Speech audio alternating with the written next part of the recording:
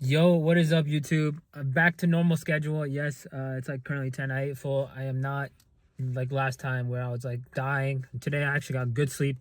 I locked in spring break, so you chilling. We chilling. Spring break, so less homework or less schoolwork. But college is still the same, bro. They don't care about spring break. You still have the same amount of homework depending on your classes, depending on what you're taking. But it is what it is. We're still gonna be on the gym grind.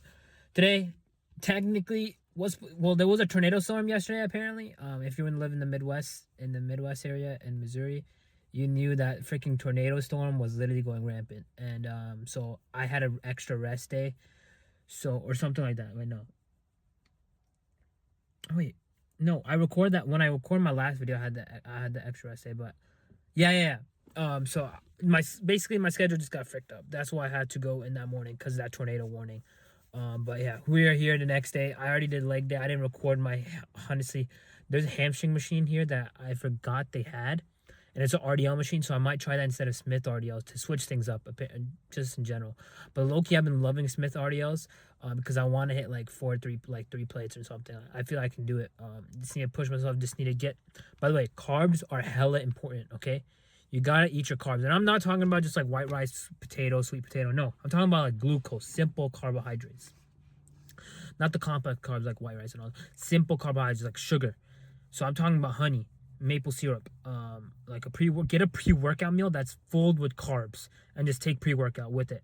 And bro, that is the best stimulation or the best pre-workout meal you can do. Just I do cream of rice, I do oatmeal, I put some complex carbs, I put cream of rice, oatmeal, but I put honey. I make just even eat a little bit of sweet, maybe some. If you're on a bulk, you can eat a little bit of candy or something. But just get some sugar in before you or like even like simple carbs. You can do like fruits too are good as well. But obviously lay down on the sugar because you don't want to. I only do this before you work out. That's when you get the best. So you feel stimulated, you feel ready, and then with the pre workout, bro, best combo. Like a pre, I don't. I ran out of pre workout. So yeah, we're just gonna do this, just raw. But yeah, I just do that, and you'll have the best, whatever. So carbs before and after workout are both good, but before your workout is very important because you want to have the best, working. You want to have the best lift, right, for that day. So that's what I'm saying. And then obviously protein is low key overrated because you can go like 20 grams below your body weight and still make as much muscle as someone who's doing a gram of protein body weight. But I just say stick to the normal, stick to 1 gram per.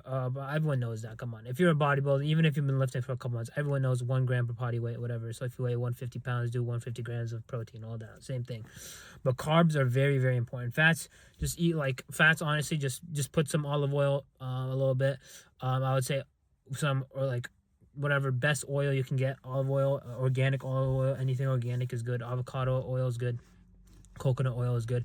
I use coconut oil occasionally because it does have like that. You can taste that coconut whenever you make it, like with your eggs. Eggs is good. Fats like the yolk is very good, and like butter, grass-fed butter is always good. But make sure it's in your calorie limit. Okay, that's the biggest thing.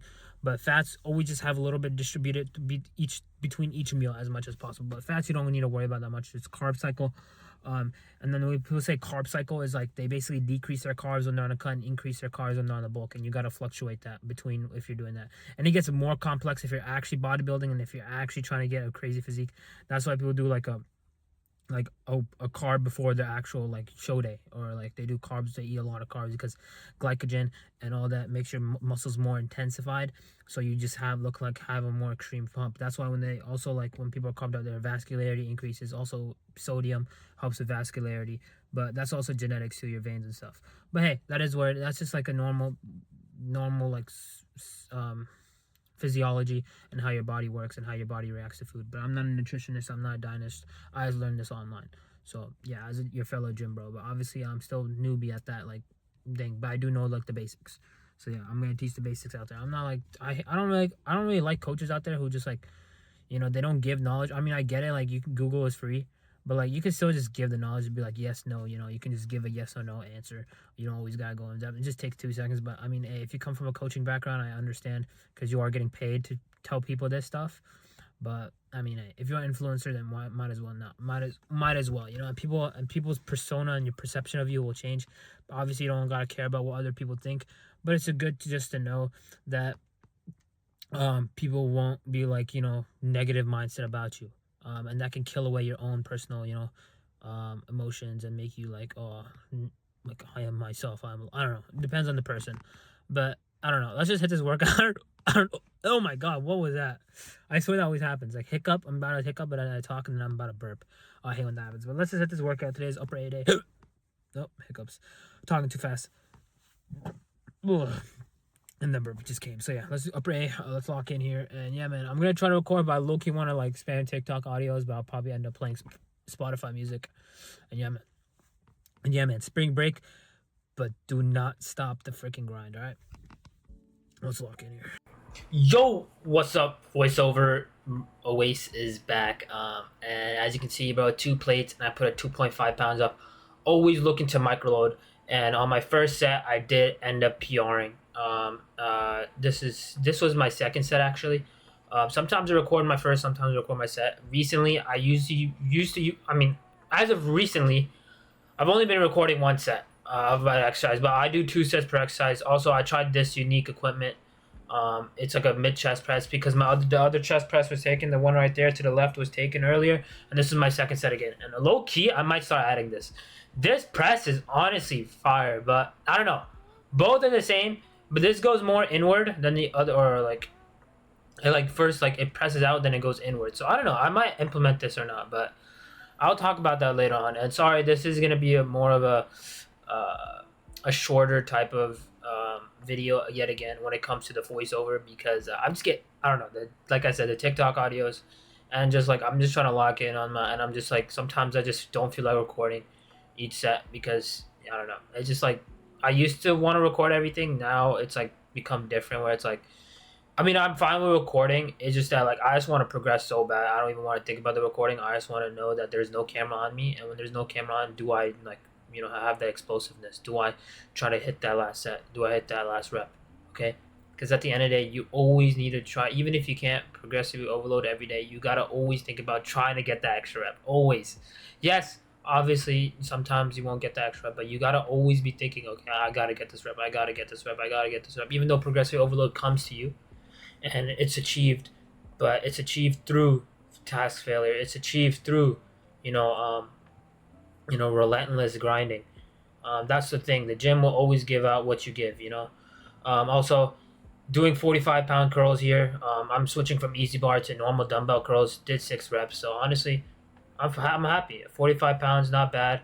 But I feel like I want to hit the 50-pound mark soon in the next couple months. But biceps are hard to progress on, and I like doing this, going back to dumbbell curls compared to easy bar. But yeah, that's about it, y'all. Catch y'all on the next one. Peace.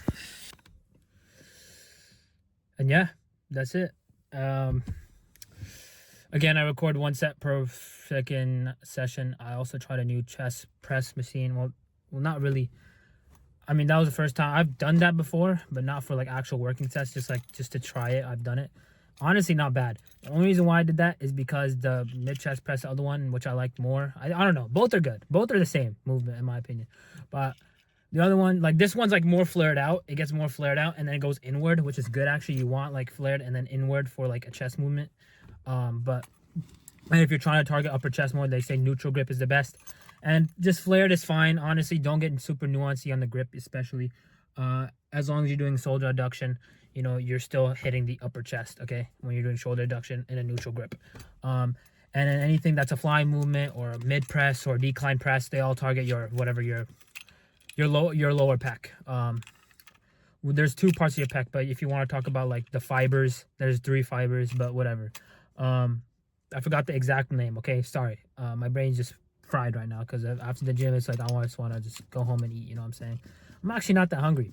I think I should stop my bulk. I'm thinking about starting my cut in like really earlier. I was thinking about starting beginning of summer, but low-key I might start in mid-spring because the way you should gauge a bulk is if you're feeling like, if you're feeling like too full, sluggish, like, you know what I'm saying, that bulkiness feeling, yeah, that's when you should stop and start cutting for like a little bit, like a mini cut I might do for like 6 to 8 weeks. I don't know. I'll see though. It's not like it's a big bad thing. I'm still main gaining. I'm not really bulking, you could say. I'm literally just main gaining, up in my calories. I haven't really been up in my calories. I've just been eating whatever, low key a little bit. I've been tracking for a good minute now, a hot minute. I don't know how many weeks and months it's been since I actually tracked. But again, it's the same meals I eat over and over, and here and there I'd be snacking, and it's Ramadan, so it's like different. Like it's like think about like I'm kind of intermediate fasting right now, but I'm still eating my calories. I'm still trying to get my carbs in before my workout. And yeah, and that chest press movement is pretty good. Honestly, that was really good. It felt hella light. I was just trying to. That's why I did 10 reps because see, I did more reps for the first time trying it. And I think like I already got the movement down. Like I could do that for lower reps and get a good amount of stimulation. Also, switch to bicep curls. I don't want to do easy bar anymore. I'm just gonna do normal bicep curls. Curled 45 pounds.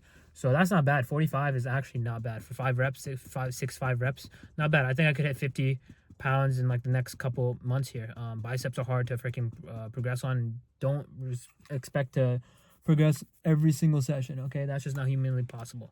That means you'll be up like 25 pounds in like for a bicep curl in like a couple months. Like no, that's not happening. If you like do 2.5 pound increments, I don't know the exact math, but I've seen it online. People say but the math doesn't even add up. Okay, at the end, the math does add up. But yeah, what else? Yeah, tricep movements stay the same. But I did PR on my first set of incline press, which is I wanted a chest movement. I wanted a PR. Kind of went slower today. Was looking at TikTok again. The reason why I didn't record another set was because of TikTok audios. Honestly, just like I literally PR from listening to TikTok audio. So yeah. That's about it. I just want to go home and chill, eat, sleep, recover. And yeah, man, I might hit lower again today. I might just do upper lower, like without a rest, which is honestly not optimal. You should be doing upper lower at least 1 rest day per session. People even say 2 rest days, upper lower rest, or upper lower rest. Or you can do full body. When people say full body EOD, that means full body every other day. So if you hear FBEOD, it means full body every other day. So do full body rest, which is good. You hit 4-time frequency. There's no study that shows that there's better 4-time, 3-time frequency than 2-time frequency, but at least have 2 times frequency with good amount of recovery and gauge your recoveryness. If you feel sore, if you feel fatigued, don't hit the gym. But if you feel actually good and you did upper lower and you can do another upper day, then do it. What's stopping you? So yeah, the better just keep going. You know, TNF, look at him. He literally doesn't even have a split, but he goes 6 days a week. Obviously, it's controversial, but he does like 1 set per workout. So you gauge it how you want. You gotta just adjust your volume, adequate your volume, and when volume is adequated, frequency doesn't matter. That's complete BS, by the way. Frequency matters. You need 2 times frequency per muscle group. That means just hit the muscle group 2 times a week at least. And do like 2 sets max. Honestly, 3 sets was honestly a little bit too much, especially if you're trying to just overall blueprint. You want to hit 2 sets per muscle group no matter what. Or even at least 1 set. Sorry, 1 to 2 sets is good. Don't go over. Don't go lower. Because 0 sets, like no. So yeah, and look at more. Do your own research. That's why Google is free indeed, and people out there are teaching you. So I'll always be teaching. Right now, I've talked so much about my split, everything. I've done it so much. I've done so much my own research and all that. And yeah, man, I still think you should implement. There's been talks about lateral raises, rib compression, all that. I think you should still, if you're still a newbie, you should still do shoulders. You should still do a shoulder press movement. You should still do a lateral raise movement. Obviously, over time, like when you're 5 downs, you're using, you might not need that much shoulder development. Because shoulder is a very small muscle, so you might only need a shoulder press, but still hit your lateral raise, hit your side delts. That's how you get the V taper. And rib compression, you know, as long as your form is not bad and you're fucking like hip thrusting the chest press, then you're fine. Keep your back on the pad or on the bench, and just make sure your chest is out, and boom, you won't have that rib compression problem where, like, you know, you're like slouched like this and you're flying and stuff. Now you're getting more like, that's what rib compression is when it comes to form. I don't know like the nuance side of it, but I just know the basic understanding. So just do that, and yeah, follow your technique form. Make your standardize your form with good form. Okay, standardized form means proper form, but standardize it and keep that same form over and over and over. And then once that form is applied, intensity. That's all that matters. Lock in, stay locked, and yeah, catch y'all later. Peace.